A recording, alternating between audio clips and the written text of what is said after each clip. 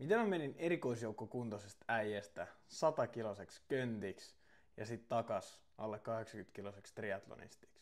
Tää video ei ole mikään ihan perus painonpudotustarina. Tää on kertomus mun kamppailusta mielenterveysongelmien kanssa ja sen vaikutuksesta mun fyysiseen kuntoon. Kaikki alkoi kesällä 2022, kun mä olin menossa armeijaan. Mä olin 1,5 vuotta treenannut laskuvarjojääkäritesteihin ja onnistunut läpäiseen ne. Mä olin siis kovaa vauhtia menossa laskuvarjojääkärikurssille armeijaan. Ja mä olin tietysti kertonut tästä tavoitteesta ja unelmasta kaikille ja mä olin sit tosi ylpeä. Pari viikkoa ennen intiä, niin mä alkoi kuitenkin ahdistaa todella paljon. Mä olin tuolloin kiertämässä Eurooppaa ja mä muistan Roomassa Kolosseumilla, niin lämpö oli varmaan 40 astetta ja elämä ei oikeasti olisi voinut olla paremmin. Mutta ainoa asia, mitä mä pystyin miettimään, oli se, että mitä jos mä en pärjääkään? Mitä jos mun kunto ei kestä? Mitä jos? Mä muistan sen karmivan tunteen, joka vangitsi koko kehon, se ahdistus. Tollaisia tunteita niin tuli useampia. Se ei ollut vaan tää Kolosseumin keikka, vaan niitä tuli aika paljon ja ne pelotti mua, koska mä en ollut koskaan aikaisemmin kokenut mitään vastaavaa. Lopulta koitti se heinäkuinen päivä, kun oli aika astua junaan ja pukea se legendaarinen M05 päälle. Ja mä olin tietysti intoa täynnä, mutta mua jatkuvasti pelotti se tunne, mikä oli kalvanut mua jo muutaman viikon. Ensimmäiset pari viikkoa meni aikalaisia alkuhuumassa ja mä en oikein ehtinyt edes käsitellä mitään mun omia tunteita. Mä olin vaan niin innoissani, että viimein mä olin siellä, mihin mä olin tavoitellut niin pitkän aikaa. Mä muistan kuitenkin, että pyrin jatkuvasti hämäämään itteeni ja omia tunteita. No 3. viikolla mulle tuli sitten ensimmäistä kertaa sellainen valtava ahdistuksen tunne, joka ei lähtenyt pois vaikka mitä yritin. Mä muistan, että mun sydän hakkas 1000 ja 100 ja tuntui siltä, että maailma kaatuu päälle. Mä päätin silloin ensimmäistä kertaa elämässäni käydä puhumasta asiasta jollekin ammattilaiselle. Mä olin tietysti saanut jonkun intin alkuflunssa ja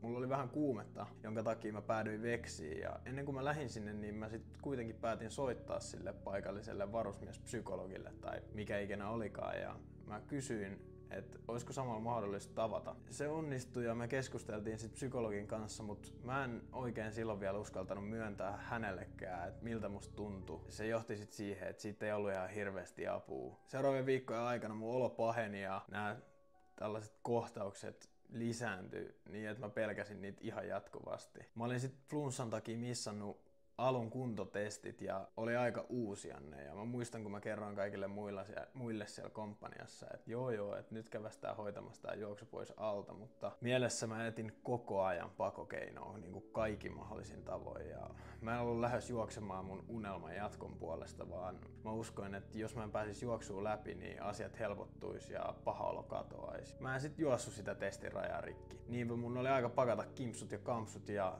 jättää tää pitkään tavoittelemani unelma taakse. Ja se tuntuu hirveältä ja samaan aikaan jotenkin todella helpottavalta. Mä siirryin sitten Kouvolasta Helsinkiin suorittamaan asepalvelukseni ja mä muistan, kuin vaikea oli kertoa kaikille, kelle mä olin kertonut tästä unelmasta ja tavoitteesta, että mä joudun lähteä sieltä. Ja mua nolotti se jotenkin ja mä häpesin sitä. Ja joka tapauksessa niin ensimmäistä kertaa pitkästä aikaa niin mulla oli aika rauhallinen mieli. Mutta kun mä pääsin sinne Helsinkiin, niin mun mieli vähän löystyi. Mä muutin sellaisesta särmästä eliittiporukasta sellaisen ihan normaalien ihmisten sekaan, jolla oli todella vaihteleva palvelusmotivaation taso ja se vaikutti myös mun omaan tekemiseen ja mä passivoiduin. Mä hoidin sitten kuitenkin asialliset hommat asiallisesti ja suhteellisen hyvin. Itse asiassa niin hyvin, että mä pääsin aukkiin ja sieltä vielä rukkiin. Ja ennen rukkiin menoa niin mulla ei ollut tullut tällaisia ahdistuskohtauksia, mitä oli tullut silloin kesällä ja sitten vahvemmin vielä siellä Intissä. Haminan tuulet oli kuitenkin mulle toista mieltä ja rukin aikana mä tajusin, että nämä ongelmat ei ollut korjaantunut tai kadonnut mihinkään itsestään. Ja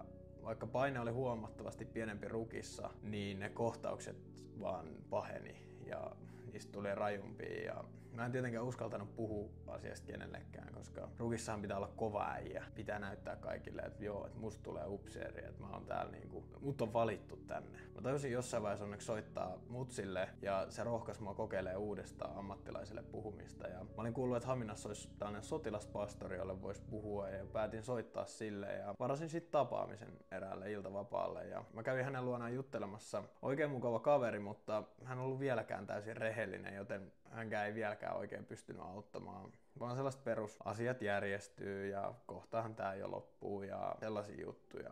Enkä mä syytä häntä siitä, mutta se oli ehkä enemmän siitä, että mä en pystynyt vielä avautumaan. Ja mä tajusin, että siitä ei ollut vielä mitään apua. Ja mä muistan, että kurssin edetessäni oli viikkoja, kun mä itkin joka ilta. Ja tää on mulle vieläkin tosi vaikea myöntää ja mä en tiennyt miksi mä itkin. Se oli vaan aivan hirveä tunne. Ja mä muistan muutaman illan, kun mä oon kirjoittanut ylös, mä kirjoittelin kaiken maailman päiväkirjoja ja mitä kaikkea, että jos mä selviin tästä, niin se on Jumalan ihme. Ja ne, jotka tuntee mua vähänkin, niin tietää, että mä en oo kovin uskonnollinen henkilö, niin se oli mulle aika sellainen pysäyttävä hetki. Ja tietenkin mä kerroin sitten asiasta myös niin kuin sen aikaiselle tyttöystävälle ja perheelle, mutta en mä oikeastaan kellekään muulle uskaltanut kertoa. Koska mulla oli edelleen se niin kuin kova äijä mentaliteetti ja jotenkin semmonen, että tää on noloa ja tätä pitää hävetä. Se johtui sitten siihen, että lomilla mä turvauduin ruokaa ja sängysmakoiluun ja se johtui siitä, että se palaaminen sinne kasarmille ahdisti mua niin paljon ja sit se johti myös siihen, että mä keräsin aika paljon massaa. Sitten mä sain rukista tällaisen aika pahan silmätulehduksen ja mä lähdin hakemaan Vexistä siihen antibiootteja. Ja kun mä olin hakemassa näitä antibiootteja, niin tää terveystalon hoitaja katsoi mua ja kysyi, että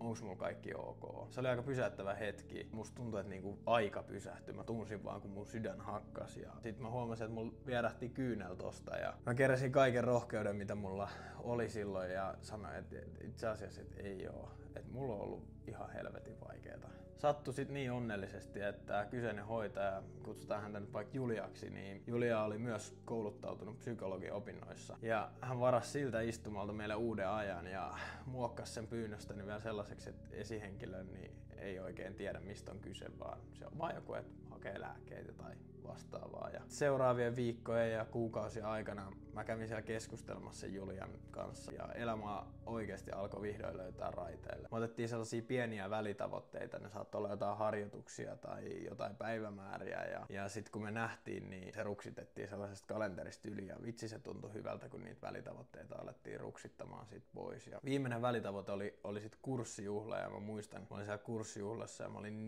niin onnellinen ja iloinen, että mä olin päässyt sinne ja mä näin Juliaa ja mä vaan hymyilin ja se oli niin huikea fiilis. Ja sit rukista päästyä mulla oli ihan uudenlainen elämän katsomus. Mulla oli ihan sellainen, kaikki oli muuttunut mun pään sisällä ja seuraavat viikot tai oikeastaan kuukaudet meni tosi nopeasti, kunnes mä muistin sellaisen yhden ajatuksen, mikä mulla oli ollut siellä rukissa ja se oli silleen, että mä en haluaisi, että kukaan muu joutuu olemaan yksin tällaisen asian kanssa. Ja mä en tarkoita tällä nyt sitä, etteikö mulla olisi ollut ystäviä tai läheisiä, jotka olisi tukenut mua kaikessa mahdollisessa, vaan tarkoitan ehkä enemmän sitä, että jos joku muu joutuu tuollaiseen tilanteeseen, niin se uskaltaa jakaa niitä asioita ja kertoa niistä tunteista, koska yksin toi on niin kuin vitun perseestä. Sitten mä päätin, että mä haluan näyttää kaikille, jotka on käymässä tai on käynyt joskus läpi tällaisia henkisiä haasteita tai ihan mitä vaan henkisiä haasteita, että tunnelin päässä on aina valoa. Mä aloin tuolla niin kuin juoksemaan ja treenaamaan uudestaan ja mä olin silloin laiminlyönyt fyysiseen treeniin ihan täysin ja mä painoin yli 100 kiloa, joka on tällaiseen 170-senttiseen runkoon niin aika paljon.